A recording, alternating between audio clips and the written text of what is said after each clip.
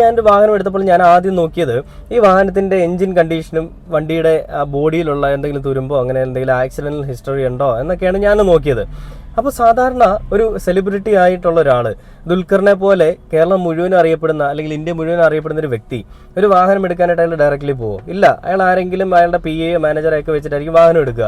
ആ വാഹനം എടുക്കുമ്പോൾ അമിത് ചക്കാലക്കലിനെ പോലെയുള്ള വാഹന പ്രേമികൾ അല്ലെ വാഹനങ്ങളെ പറ്റി എല്ലാം A to Z കാര്യങ്ങൾ അറിയാവുന്ന അദ്ദേഹം പറയുന്ന ഒരു വാർത്ത ഞാൻ കണ്ടതാണ്. വണ്ടിയുടെ എഞ്ചിൻ നോക്കാൻ ഒരാളുണ്ട്, ഗിയർ ബോക്സ് നോക്കാൻ ഒരാളുണ്ട്, വണ്ടിയുടെ പാച്ച് വർക്കും വണ്ടിയുടെ പുറമേയുള്ള കാര്യങ്ങൾ നോക്കാൻ ഒരാളുണ്ട്, വണ്ടിയുടെ ഹിസ്റ്ററി നോക്കാൻ ഒരാളുണ്ട്. ഇങ്ങനെയെല്ലാം ഞങ്ങൾ നോക്കിയിട്ട് ഞാൻ ചെക്ക് ചെയ്ത് ഓക്കെ പറയുന്നവരാണ് ഈ വണ്ടി എടുക്കുന്നത്. സെലിബ്രിറ്റീസ് അങ്ങനെ ചെയ്യുന്നതെന്നാണ് പറഞ്ഞത്. ഡയറക്റ്റ്ലി ഇവർക്ക് പോയിട്ട് വണ്ടി എടുക്കാൻ പറ്റില്ല. അപ്പോൾ ദുൽഖറിന്റെ വിഷയത്തിലും പൃഥ്വിരാജിന്റെ വിഷയത്തിലും നടന്നിരിക്കുന്നത് അത് തന്നെയായിരിക്കും.